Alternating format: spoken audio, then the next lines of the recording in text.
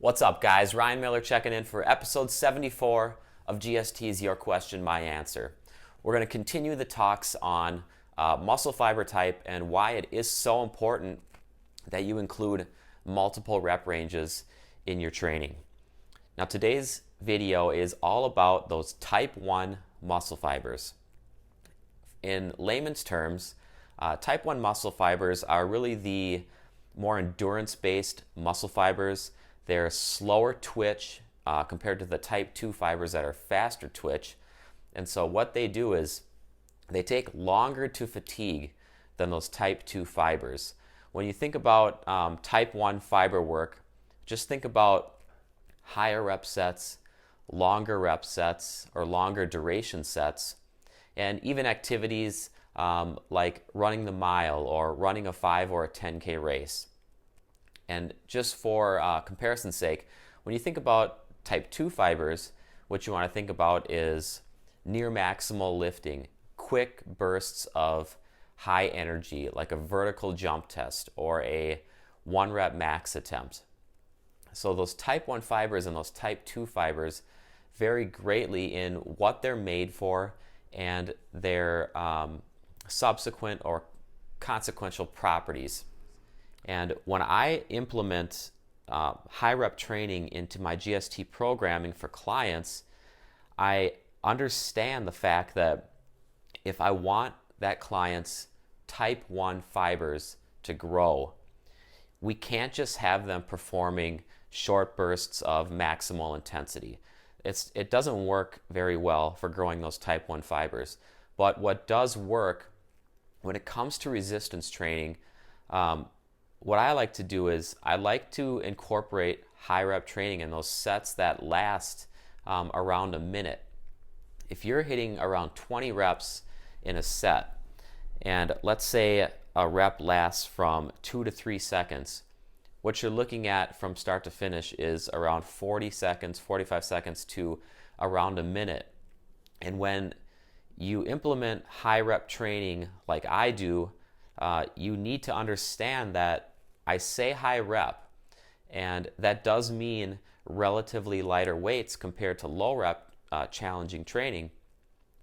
But lightweight, the term lightweight can be deceiving because no matter what rep range I incorporate into GST programming, it always comes with the underlying assumption that the user or the client is going to be using weight that actually challenges them for that number of reps. And so if you're doing a 20 rep set as part of your GST programming, by that 20th rep, even by that 15th rep, things are getting extremely challenging and you're near failure by the time you're at the end point of that set, or maybe you've even reached failure right before it.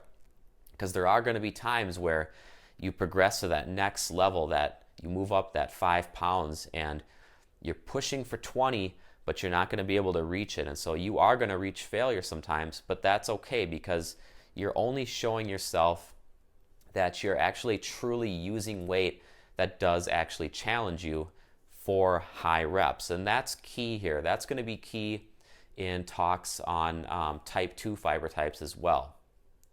So when I say high reps, I mean a high rep set with weight that's actually tough for high reps. It doesn't mean that you do a high rep set with a weight that's easy.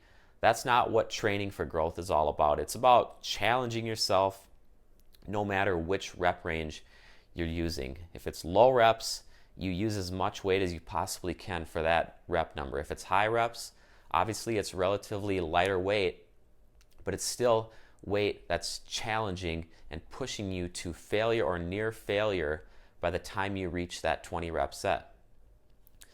Now, type 1 fibers, different muscles of the body have different fiber distributions. If you do a little research, you're going to find that this is true, and you're going to find that muscles that generally are used frequently and often are going to have a higher composition or a higher percentage of type 1 fibers. And that's just because this muscle needs to be built for or needs to be capable of being worked continuously and frequently. And so a great example is the soleus muscle of the calf. This has been found to contain around 80% type 1 fibers. And then, of course, the other 20% are going to be composed of type 2 fibers, whether it's type 2A fibers or type 2X fibers. So type 1 fibers definitely dominate when it comes to the soleus muscle. And obviously this makes sense. The soleus muscle is used for taking steps, walking, running. So every time you're moving around from point A to point B, no matter if it's running or walking, the soleus muscle is going to be used many times. You know, if you go shopping and you're walking through the mall, you're taking thousands of steps. That's thousands of soleus muscle reps. And so it's built to be type 1 dominant. It's built to be low fatigue. And that just makes sense. Now, other muscles of the body, as an example, the quads, you know, these are built for, it's a big muscle group.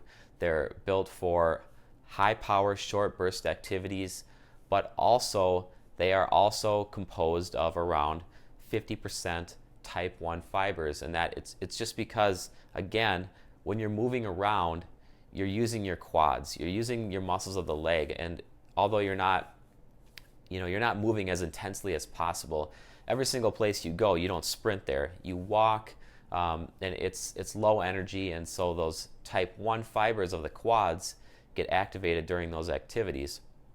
And it's interesting because for quad training, obviously you want to do training that trains the type 2 fibers, but you also want to do training that hits the type 1 fibers. And so high rep training is not just reserved for those muscles that are primarily type 1. High rep training benefits growth in all the muscle groups in the body. All muscle groups are composed of both type 1 and type 2. And so you're not going to ever see me or hear me say that you should only train the soleus in high rep ranges, because that would leave out the growth of the type 2 fibers. Even though there's not a high percentage of type 2 fibers in the soleus, you still want to do work that hits those type 2 fibers, because otherwise you're not going to have maximal growth. This video today is really just about summarizing why I implement high rep training and subsequently longer duration sets in GST programming. And that's the reason why, because type 1 fibers exist in every single muscle in the body, and type 1 fibers are best activated through longer duration activities with a smaller percentage of 1 rep max. And so that is your answer, and that is the key point that I want to make in today's video. So if you have questions on type 1 fibers, why high rep training is great for type 1 fiber activation, and just how to go about setting up a great high rep set, just feel free to reach out, email me, ryan@growthstimulustraining.com, find me on Facebook, Ryan Smith Miller, that's my full name, or comment on this YouTube video. So video number 3 in this series, counting the intro from yesterday, so GST YQMA episode 75, is actually going to be about type 2 fiber types. And it's really going to go over why medium rep training and low rep training is very important when you're trying to achieve maximal muscle growth. So I'll probably be knocking that out maybe tomorrow. Tomorrow is Saturday, so I'm not sure about that. I'll see what the day brings, but hopefully I can get into it Monday or Tuesday of next week, because I really want to conclude this series and I want to have a great reference point for you to reference back to when you need to know why you're doing high rep sets in your programming, why you're doing medium and why you're doing low rep sets. All right, guys, it's Friday. Everybody seems to love Friday. For me, it's honestly just another day to train hard, another day to eat well, another day to do something fun that I like a little bit later on after after the work is done, I should say. But for you, if you love Fridays, go out and have some fun tonight. Get a little crazy. Don't be too safe. I don't want you to be too safe because that's never fun. But as always, thanks for watching this GST YQMA video, and I appreciate the views.